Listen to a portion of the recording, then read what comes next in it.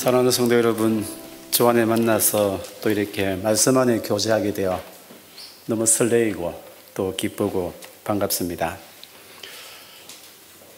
여러분을 만나 또 교제할 그 설레임 때문에 어젯밤 새벽까지 잠을 잘 못 자고 새벽에 일어나서 아침같이 이제 올라왔습니다.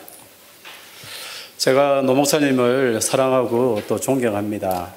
그리고 여러분 속에 일어나는 복음의 진전들을 들으면서 함께 기뻐하고 또 함께 즐거워합니다. 주님이 또 오늘 저를 통하여 주실 말씀, 그 말씀을 통하여 주의 교회가 더 말씀 안에 든든히 서가도록 예로 주의 말씀을 듣는 저와 여러분이 되기를 바랍니다.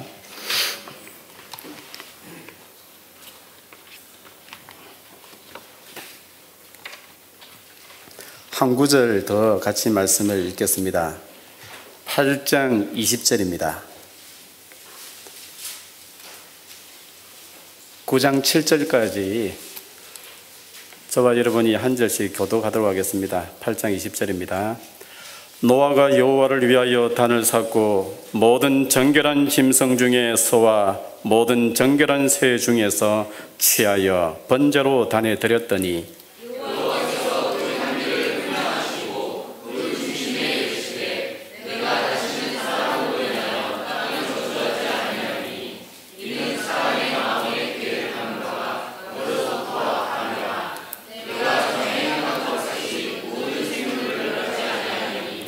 땅이 있을 동안에는 심음과 거둠과 추위와 더위와 여름과 겨울과 낮과 밤이 쉬지 아니하리라. 하나님이 노아와 그의 아들에게 부르시며 그에게 이르시되 생명하고 성소하라 땅에 충만하라. 땅의 모든 짐승과 공중의 모든 새와 땅에 기는 모든 것과 바다의 모든 고기가 너희를 두려워하며 너희를 무서워하리니 이들은 너희 손에 붙이었음이라.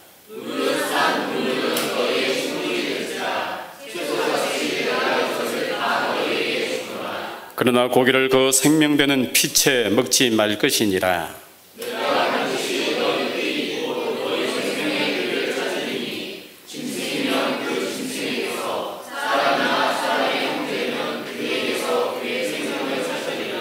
무릇 사람의 피를 흘리면 사람이 그 피를 흘릴 것이니 이는 하나님이 자기 형상대로 사람을 지었음이니라.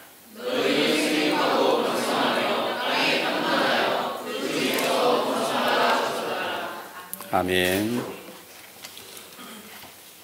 주 안에서 사랑하는 성도 여러분, 본문은 홍수 후의 인류의 새로운 시작을 보여주는 말씀입니다. 하나님의 대리적 왕인 아담과 언약을 맺은 것처럼 본문 또한 노아와 언약을 세우는 것으로 시작합니다. 여러분, 하나님께서 노아와 맺은 언약이 일반 언총입니까? 자연과 맺은 언약입니까? 모든 언약은 은혜의 언약입니다. 언약은 사람과 맺었고 특히 신자와 그의 자녀가 대상입니다. 그래서 신자의 자녀를 언약의 자녀라, 약속의 자녀라 일컫습니다. 홍수 심판 후 다시는 땅을 저주하지 않으리라 하신 것은 일반 은혜가 아니라 자연과 맺은 언총이 아니라 노아가 하나님께 드린 번제물의 희생제사에 근거한 것입니다. 하나님께서는 사람의 마음의 의도가 어려서부터 악할지라도 저주하지 않으시겠다고 말씀하셨습니다. 이전에 홍수로 세상을 심판하신 하나님께서 왜 지금은 이와 같이 말씀하십니까? 홍수 위에 사람들의 삶의 태도가 바뀌었기 때문입니까? 그렇지 않습니다. 사람들은 여전히 약합니다. 그러나 하나님께서는 그 희생제사에 근거해서 사람의 죄성을 다루시는 하나님의 방법을 바꾸셨습니다. 이 하나님의 경륜에는 문화와 통치, 권세에 대한 것까지 다 포함됩니다. 오늘 설교의 주제는 그리스도의 사역의 기초에 있는 그리스도인의 소명입니다. 성령께서 설교를 듣는 여러분에게 듣는 마음을 주셔서 믿음의 순종을 일으켜 주시길 바랍니다. 사랑하는 여러분, 홍수 심판 후 하나님은 노아와 맺은 언약을 통해 홍수 후의 세상을 어떻게 다스리고 보존하실 것인지 알려주셨습니다. 먼저 알 것은 노아의 위치입니다. 노아는 단순한 한 개인, 한 사람이 아닙니다. 노아는 믿음의 공동체, 교회를 가리킵니다. 그러므로 엄밀하게 말하면 여호와 하나님은 노아와 언약을 맺은 것이 아니라 노아적 교회와 언약을 맺었습니다. 이제 노아에게 계시된 하나님의 뜻을 살펴보겠습니다. 첫 번째는 창세기 9장 5절에서 말씀하신 것처럼 노아, 교회가 악인들을 다스리고 필요시 그들을 죽일 수 있는 권세를 받았습니다. 재판과 통치권은 교회에게 맡겨진 도구입니다. 그러나 이후 인류는 국가가 형성된 후 일반 원청의 영역으로 세속 정부에게 이 모든 권리를 다 양도해 버렸습니다. 둘째는 하나님께서 악인들의 문명이 계속해서 번성하지 못하도록 악인들의 번성과 문명을 멈추게 하실 것이다 라고 말씀하셨습니다. 다시 말하면 악인들이 번성하는 것은 주의 뜻이 아닙니다. 번성은 오직 신자들에게만 약속된 복입니다. 생육하고 번성하라. 주의 백성들 속에 일으키실 하나님의 은혜의 손이 행하실 사역입니다. 흔히들 창세기 8장 22절에 땅이 있을 동안에는 심음과 거둠과 추위와 더위와 여름과 겨울과 낮과 밤이 쉬지 아니하리다 라고 하는 말씀을 언약에 관계없이 모든 사람에게 적용되는 자연법칙에 대한 것으로 읽습니다. 그러나 그것은 온전하지 못합니다. 자연의 세상은 오직 신자들과 함께 할 때만 보호를 받습니다. 자연의 세상 자체가 하나님 그분의 언덕과 보호 속에 있지 않습니다. 만일 불신자들이 소위 일반 원청의 이 언덕, 해와 비와 공개 혜택, 노동의 결과인 결실, 이와 같은 것들을 동일하게 누리고 있다면 그 이유는 일반 원청 때문이 아니라 그들이 신자들의 땅, 하나님 나라에 들어와 살고 있는 불법 거주민이기 때문입니다. 하나님은 신자들에게 복을 주시기 위해서 그 신자들의 땅에 함께 있는 이방인들에게까지 은혜를 베풀어 주시기 때문입니다. 그런 점에서 일반 은혜는 주의 상에서 떨어진 부스러기일 뿐입니다. 땅 위에 신자 교회가 없다면 그런 세상을 하나님께서 언약의 복으로 다스리시겠습니까? 교회에 없는 어떤 은혜도 복도 존재할 수 없습니다. 슬프게도 하나님의 집에 불법으로 들어와 둥지를 치며 거주하고 있는 불법 거주자들인 불신자들은 자신들의 문명과 부를 마치 자신들의 힘과 노력으로 얻은 것처럼 즐깁니다. 그러면서도 전혀 하나님에게 감사하지 않습니다. 그러면서도 교회 때문에 세상을 보존하며 은총을 베풀어 주시는 이 하나님의 복에 참여하여 그 부스러기 은총을 간접적으로 누립니다. 그러나 여러분, 이것은 참된 복도 번영도 아닙니다.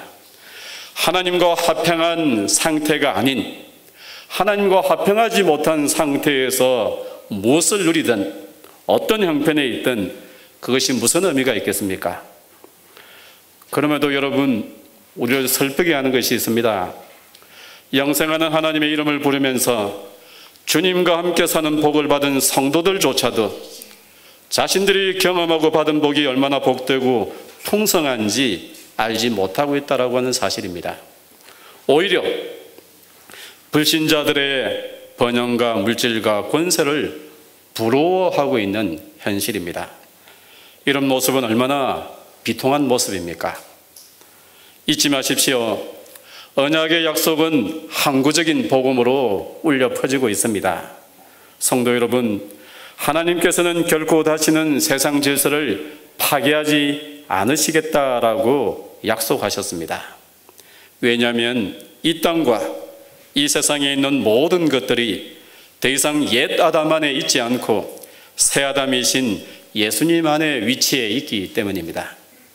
노아의 교회가 드린 번제물은 우리의 영원한 대속자이신 예수 그리스도의 십자가에 의존해 있습니다. 하나님은 그리스도의 사역에 근거해서 노아의 번제물을 연락하셨습니다. 노아의 번제물은 노아의 교회와 세상을 보존하게 했습니다. 이와 동일한 이유로 교회 때문에 교회와 함께 둘러서 있는 물리적인 세상을 보존해 주십니다. 여러분, 세상에 교회가 존재하는 것 자체로 세상에 복이 됩니다. 성도는 복된 회중입니다. 모여 예배를 드리는 공동체로서도 산 위의 동료로 세상에게 전가하는 빛과 소금입니다.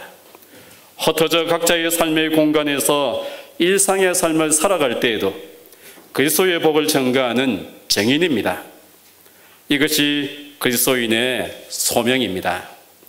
그러므로 믿음의 언약의 자녀들에게 잘 상속되어 계속해서 경건한 자녀들이 끊어지지 않고 교회가 세대를 이어가며 보존되는 일은 어떤 것보다도 위대하고 경이로운 일입니다.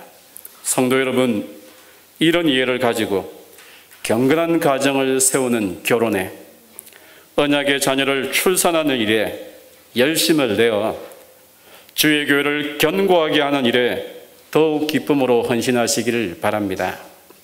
생육하고 번성하여 땅에 충만하라는 명령을 받은 것은 전체 세상이 아닙니다. 교회입니다. 하나님께서는 악인들이 번성하는 것을 원하지 않으셨습니다. 홍수전의 악인들을 잘라내지 않으시고 땅에 번성하는 것을 허용하시기도 하셨지만 이제 홍수 후의 세상에서는 하나님께서는 악인들을 잘라내는 일을 행하십니다. 번성하는 복은 오직 의인들에게만 약속되었습니다. 사랑하는 여러분, 통치의 주체가 누구입니까?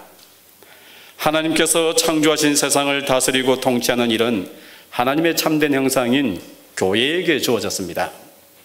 함의 자손 가나안에게 내려진 저주는 그 형제의 종들의 종이 되는 것입니다. 그들은 통치의 자리에서 제거되었고 통치를 받아야만 합니다. 인류의 역사에서는 이교도 정부, 이교도 행정관이 칼을 가지고 시민의 정의를 세운 일이 있고 지금도 빈번하게 일어나고 있습니다. 그러나 그것은 그들에게 하나님의 칼이 맡겨져 있기 때문이 아니라 교회라고 하는 줄의 끝에 그들이 매달려서 교회의 사명을 협력할 때 하나님이 그들에게 교회를 통하여서 양도하였기 때문입니다. 하나님께서는 결코 교회와 상관없이 악인들이 전체 세상을 다스리는 권리를 부여하지 않으셨습니다. 이 권세를 오직 교회에게 맡기심으로 하나님께서는 가인의 길을 걷는 자들에게 대항하여 세상을 보존할 수 있게 하셨습니다. 창조의 원 목적대로 오직 하나님의 참 형상을 반영하는 교회에 의해 전체 세상이 다스려짐으로 하나님의 뜻을 반영할 것을 말씀하신 것입니다. 우리는 성경에서 구속받은 언약의 백성들을 하나님의 아들이요 이방인들을 짐승들과 종들로 묘사한 것을 봅니다. 왕국의 통치는 아들에게 맡겨져 있습니다. 그런 점에서 구속의 세상에서 교회가 하나님의 형상을 옳게 비출 때 짐승들인 악인들이 회개하여 주께 나아올 것입니다. 교회는 복음 전도를 통해 종들과 짐승들을 자유자가 되게 하므로 하나님의 기업인 교회에 함께 참여하게 해야 합니다. 이것이 그리스도인의 문화의 시작과 끝입니다. 그런데 여러분, 현실은 어떠합니까? 세상의 모든 문화는 불신자에게 맡겨버렸습니다. 교회는 교회라고 하는 한 개토에만 머물러 있습니다. 우리는 순례자적 영성에 사로잡혀서 교회 속에서만 경건을 붙잡습니다. 우리가 사모하는 것은 천성, 천국밖에 없습니다. 그러면 온 세상이 주님의 끝이다라고 하는 우리의 고백은 관념이고 온 세상이 주님의 끝됨을 나타내고 실효적으로 주님이 통치하는 공간은 없는 것입니다. 오늘 우리가 살아가는 현실 속에서 통치의 칼을 누가 가지고 있습니까? 우리는 오늘날 세속 정부에게 모든 통치의 칼을 다 맡겨버렸습니다. 그래서 차선으로 그저 좋은 정부가 들어설 것만 기대합니다. 이것은 하나님의 뜻을 고의적으로 무시하는 일입니다. 정부가 하나님을 경외하는 정부이든 이교도 정부이든 정부의 칼은 교회로부터 온 것입니다. 이 사실을 잊지 맙시다. 성천하신 그리스도는 온 세상의 주이시며 왕이십니다. 그분의 보좌의 기초는 의와 공평입니다. 이 정부가 온 열방이 능하신 주님의 손이 되도록 더 적극적으로 참여하며 지지하며 견제하는 성도가 되어야 하겠습니다. 그럼에도 이 시대에 우리는 모든 사람들과 똑같이 참된 현실을 억누르고 마치 신화를 받아들이면서 살고 있습니다. 그것은 무슨 내용입니까? 우리는 외적인 권력을 행사하는 사람들이 이 세상의 통치자라고 믿습니다. 강한 사람이 정복할 것이고 세력을 가진 자가 통치할 것이다 라고 하는 것을 은연중에 받아들이는 것입니다. 하나님만이 온 세상의 주이시고 그 하나님의 통치는 교회를 통하여서만 온 세상에 뻗어간다라고 하는 것을 관념으로만 봤습니다. 세상은 처음부터 이교도 정부가 있었지 않느냐라고 생각합니다. 그러나 그것은 사실이 아닙니다. 바울은 로마서 13장 1절 7절에서 로마의 가이사의 권세를 설명합니다. 교회가 만약 옳게 행동한다면 통치자는 교회를 칭찬할 것이고 교회의 모든 섬김을 지지할 것입니다. 그러나 만일 교회가 악하게 행동한다면 통치자는 오히려 교회를 핍박할 것입니다. 그리스도인들은 자기 종들인 세상의 관원들이 교회로부터 명받은 대로 행동하게 해야 할 책임이 있습니다. 교회가 신실할 때 하나님께서는 통치자들의 마음을 회심하게 하고 통치자는 하나님에 대한 두려움으로 바르게 통치할 것입니다. 예를 봅시다. 요셉이 신실할 때에 바로는 회심했습니다. 다니엘이 신실했을 때에 느부갓네살 왕은 회심했습니다. 느부갓네살이 유다를 점령한 것은 유다가 배교하고 악했기 때문입니다. 구약 전체에 걸쳐서 세상의 모습은 예루살렘이 세상의 중심이다라고 하는 것과 하나님의 제사장 나라의 신실함 혹은 불신실함이 전체 세상의 운명을 결정한다라고 하는 사실입니다. 신약 또한 분명히 말합니다. 세상의 운명이 교회의 손에 맡겨져 있습니다. 교회는 온 세상을 판단합니다. 매고 푸는 권세가 교회에게 주어졌습니다. 이 사실은 온 세상의 통치자와 직분자로서 우리가 어떤 문화를 건설하며 세울 것인지 도전합니다. 여러분, 세상의 번영과 어떤 복이 여러분의 시야를 채울 때에도 그것을 부러워하지 마십시오. 왜냐하면 그것은 교회가 받은 복의 부스러기일 뿐이기 때문입니다. 이것을 누구보다도 분명히 깨달은 바울은 찰나적 세상의 것을 배설물로 여겼습니다. 왜냐하면 그것이 조금도 쓸모없는 헛된 것이라고 하는 의미보다는 진동치 않을 영원한 나라의 성격과 맞지 않기 때문입니다. 교회가 서 있는 곳, 교회가 상속받은 기업은 썩지 않는 나라요 진동치 않을 영생하는 나라입니다. 유아 세례를 받았든 성인 세례를 받았든 여러분이 가지고 있는 세례의 표, 그 세례의 표가 증가하는 것은 예수님과의 연합입니다. 이 표는 예수께서 육체의 영역에서는 우리를 대신하여 죽으셨으며 신령의 영역에서는 부활하심처럼 우리 또한 신령의 영역에서 이미 부활한 자임을 증거해 줍니다. 세례의 표는 끊임없이 우리를 찌릅니다. 오직 신앙의 행위를 요구합니다. 우리를 육체의 욕망이 아닌 그리스도의 나라와 영생하는 하나님의 생명으로 스스로를 가두고 살게 합니다. 세례의 표가 나를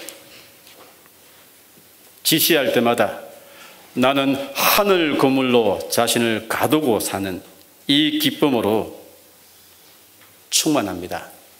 강요받아서가 아니라 그 세례의 표가 증가하는 복음의 기쁨 때문에 스스로 하늘 그물에 가두고 사는 자, 그것이 세례의 표를 가지고 살고 있는 신자의 모습입니다.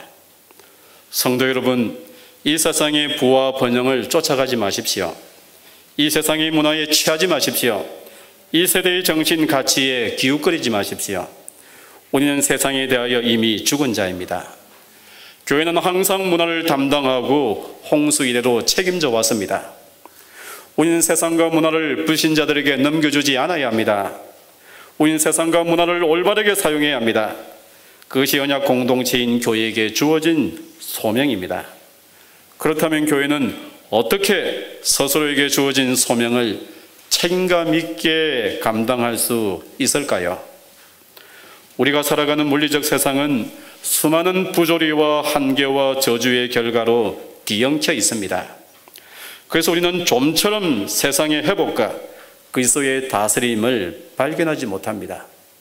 그리스도가 다스리는데 왜 세상은 이 모양이야? 그러다 보니 그리스도의 다스림은 천상의 영역에서나 아니면 마지막 날에나 가능할 것처럼 생각해 버립니다. 그러나 여러분, 주님의 말씀은 한 공간과 자리를 가지고 있습니다. 이 세상은 주님의 말씀에 준비된 세상입니다. 이 세상은 주님의 통치가 실제하는 공간입니다. 결코 이 세상과 주님을 분리시키지 맙시다. 성천하서 하나님 보좌에 앉으셔서 만유를 다스리는 주님의 통치가 실제가 되게 합시다. 우리가 주의 이름을 더럽히지 않으므로 우리가 주의 말씀에 순종하는 그 자리에 주의 나라가 임합니다. 우리의 세례포가 증거하는 십자가의 그리스도를 바라보며 믿는 도리에 굳게 서므로 아버지의 뜻이 이루어집니다.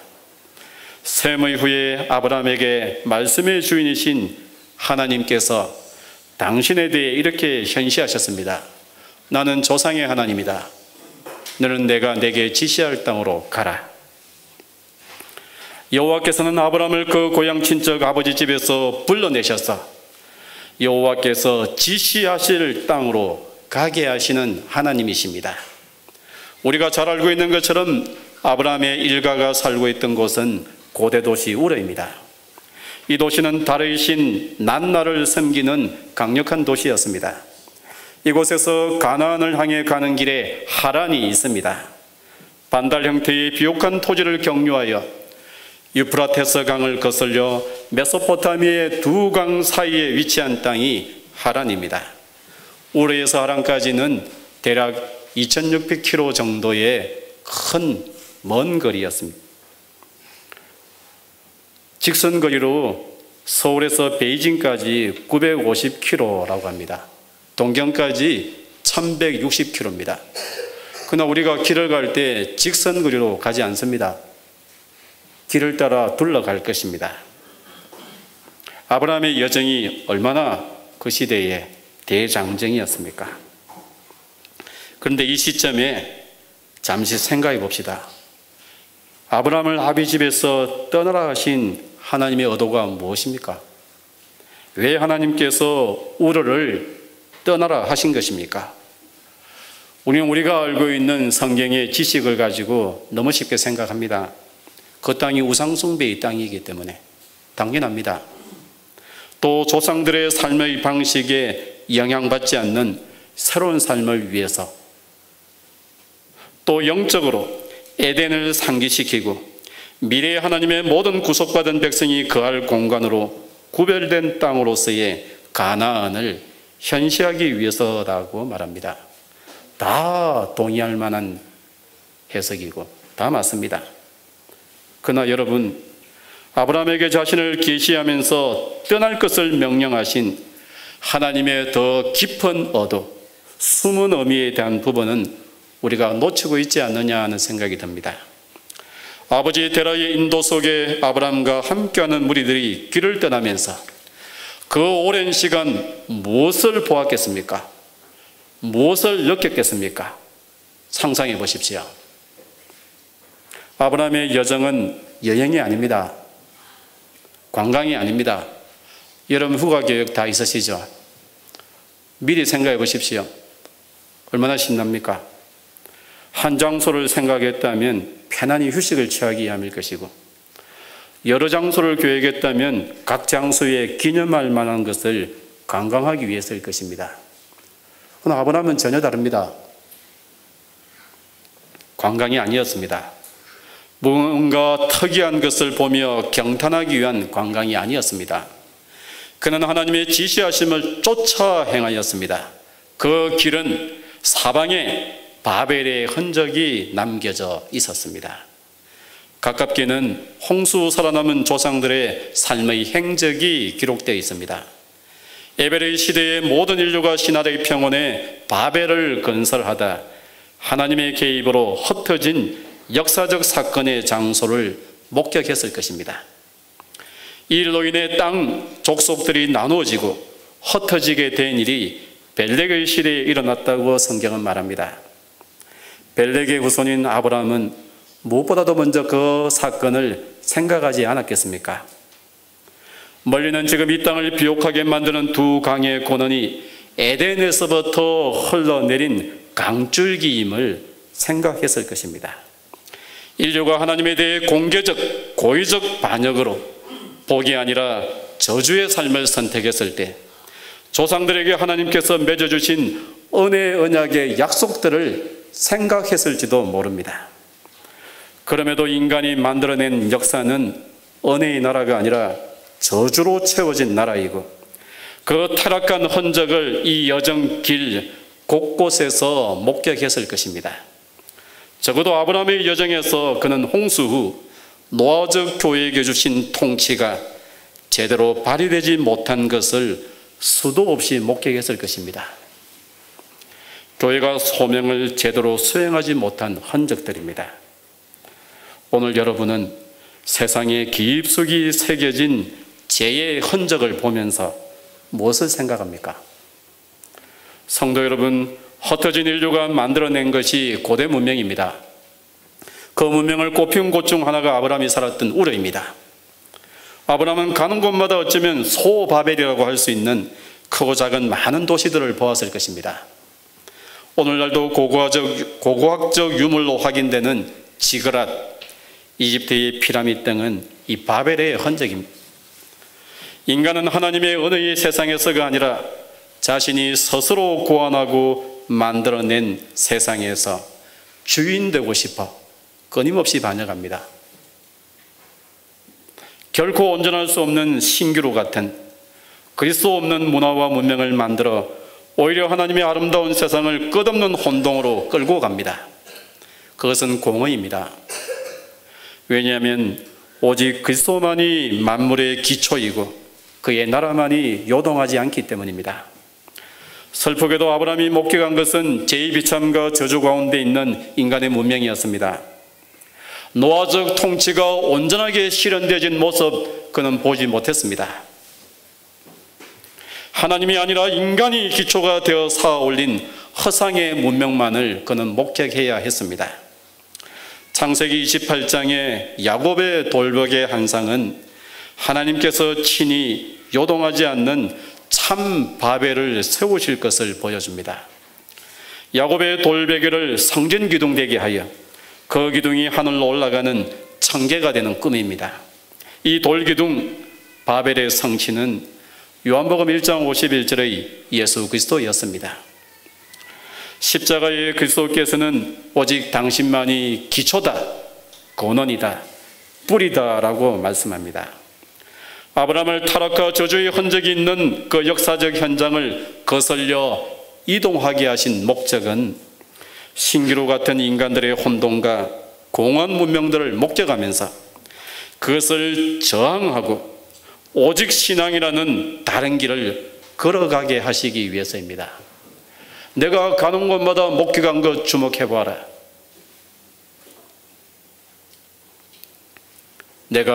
너가 목격한 이 길 허상이 아니라 그리스도의 기초 위에 세워진 하나님의 새로운 나라를 건설하도록 너를 불렀고 너가 걸어가야 될 길은 이 길이다라고 하는 것을 하나님께서 확인시켜 주신 것입니다. 성도 여러분, 이 길은 오늘 살아가는 여러분에게도 마찬가지입니다. 이 과업은 현재 진행형입니다. 우리는 결코 소멸되거나 무너지지 않는 예수 그리스도의 기초 위에 그분의 현실에서 살아가는 신앙의 사람입니다. 모든 혼란과 문명의 자극들을 하나하나 거슬려가면서 새로운 현실을 살아가는 성도입니다. 아브라함이 어떤 문명을 건설했는지, 그의 봉사와 섬김이 전체 세상에 어떤 영향을 끼쳤는지 우리는 자세히 알지 못합니다. 그러나 그는 그 세대와 전혀 다른 길, 오직 믿음의 길을 걸어갔습니다. 그리고 그가 가는 곳마다 여호와의 이름을 부르며 이교도인 짐승들이 진리 안의 자유자가 되도록 복음 전도를 행했던 행적을 목격합니다. 인간이 기초가 되지 않은 오직 십자가의 그리스도가 기초인 그 영원한 나라에서의 치열한 삶을 아브라함은 바벨의 후예들에 걸어가지 않은, 가보지 않은 길을 오직 신앙으로 걷고 또 걸었습니다. 이런 아브라함의 생애를 누가 가볍게 말할 수 있겠습니까?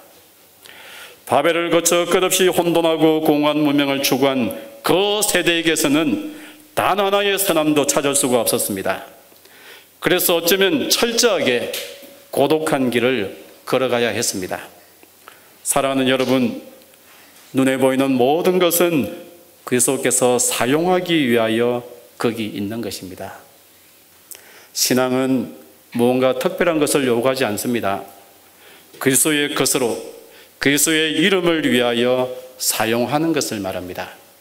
여러분의 지식, 여러분의 건강, 여러분의 열정, 재물, 사랑하는 가족, 여러분의 미래 계획 등등, 이 모든 것들은 다 그리스도의 것이고 그리스도의 이름을 위하여 여러분의 손에 맡겨져 있는 은사입니다. 주님은 믿는 자에게 성령을 선물로 주셨고 성령 하나님께서는 각양의 은사들을 주셨습니다. 모든 것은 선물입니다.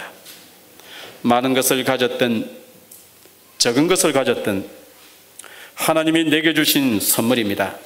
땅에 묻어두는 어리석은 사람이 되지 맙시다. 믿음의 형제들과 비교하며 원망하거나 불평하지 맙시다. 족한 줄로 알고 감사합시다. 사랑하는 여러분, 아브라함이 가나안 땅을 허락받았지만 가나안 자체가 약속의 땅은 아닙니다. 그곳은 이미 다른 거주자가 살고 있었습니다. 그들 대부분은 바벨 이후 흩어진 자들의 후예들입니다. 그들은 인간의 기초 위에 문명을 세우는 자들입니다. 끝없는 발전을 추구하지만 엄밀하게 말하면 혼돈과 공허한 삶을 살던 자들입니다.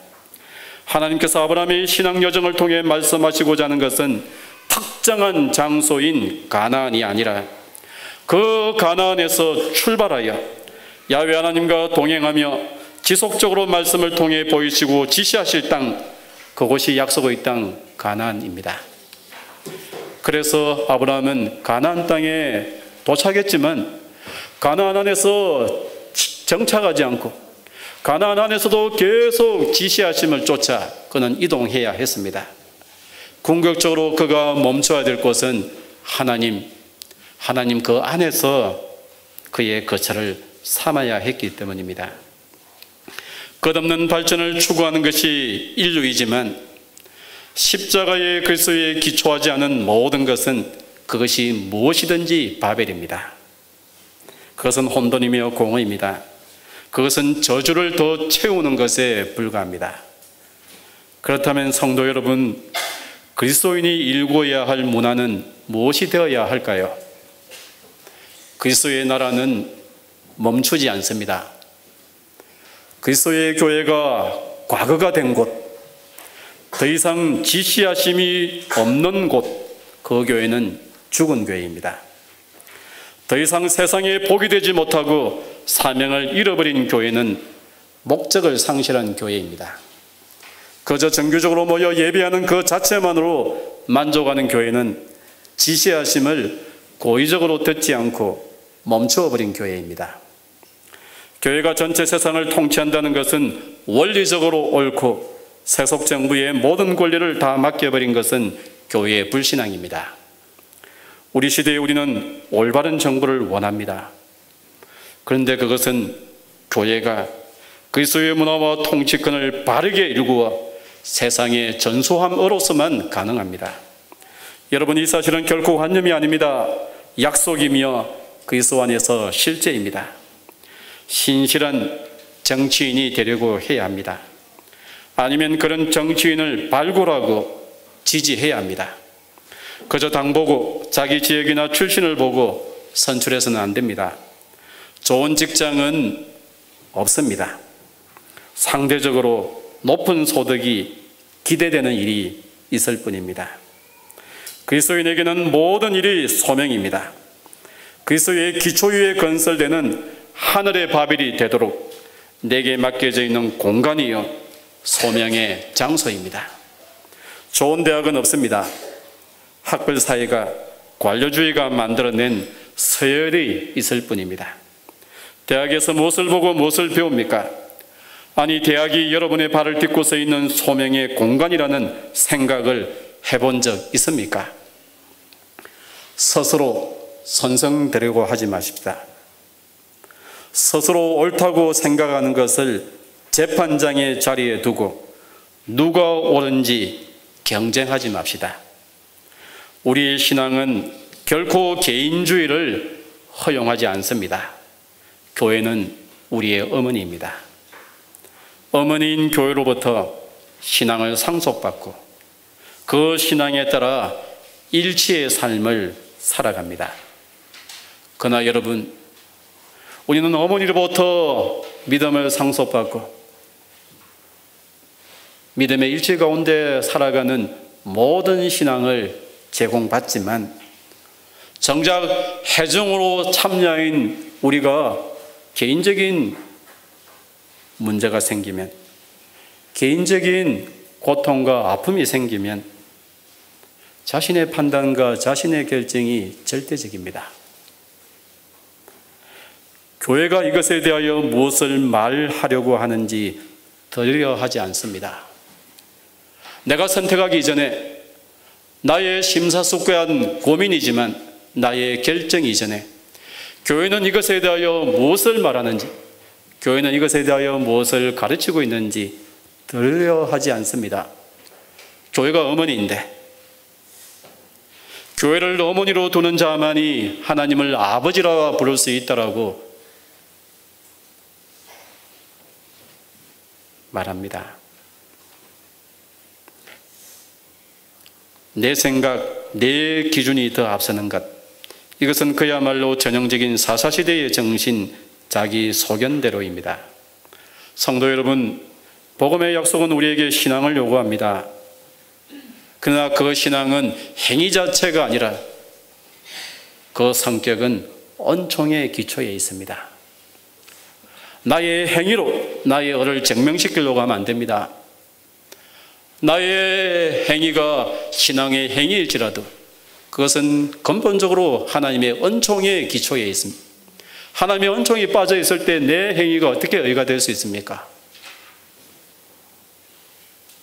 우리의 결핍과 한계가 완전한 순종을 이루지 못하여 때로는 뒤뚱거리고 그럴 수도 있습니다. 그러나 하나님은 우리가 서로 돌보게 하셨습니다. 상호 돌봄, 직분자의 봉사와 섬김을 사용하여 당신의 교회를 모으시고 진리에 굳게 서게 하셨습니다. 이 하나님의 손이 행하시는 은혜의 사역을 우리가 굳게 신뢰합시다. 말씀을 맺겠습니다. 예수님께서 모으시고 세우신 예림개혁교회의 성도 여러분, 여러분 또한 아브라함처럼 그리스도를 믿는 믿음에 의해 어렵다 인정된 사람입니다. 하나님께서 만물의 주제, 주인이십니다. 아브라함보다 더 크신 예수 그리스도께서 아버지의 뜻을 쫓아 행하는 소명의 길이 무엇인지 보여주셨습니다. 그리스도의 것을, 그리스도의 이름을 위해 사용하는 것, 그것은 이 시대를 살아가는 모든 그리스도인에게 맡겨진 소명입니다. 세상의 헛된 바벨들의 마음을 빼앗기지 마시고 불의와 정욕의 시대와 싸우는 담대한 대장부들이 됩시다.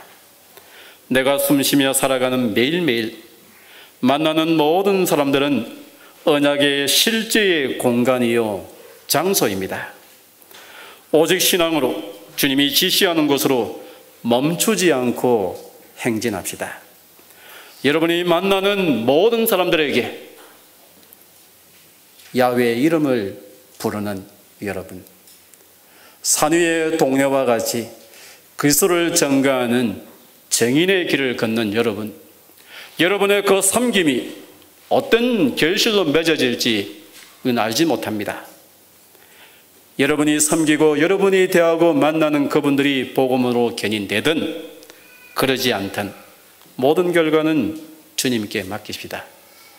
우리가 할 수 있는 것은 내게 주어진 모든 것이 그리스도의 것이다라고 하는 것을 인정하는 믿음과 그리스도의 것을 그리스도의 이름을 위하여 사용하는 것만이 우리의 자유요 우리의 책임입니다. 이 소명을 신실하게 수행하는 여러분, 그래서 이 시대에 복의 사람으로 여러분의 행적을 견고하게 새기며 남기는 복된 하나님의 회중이 다 되시길 바랍니다. 아멘.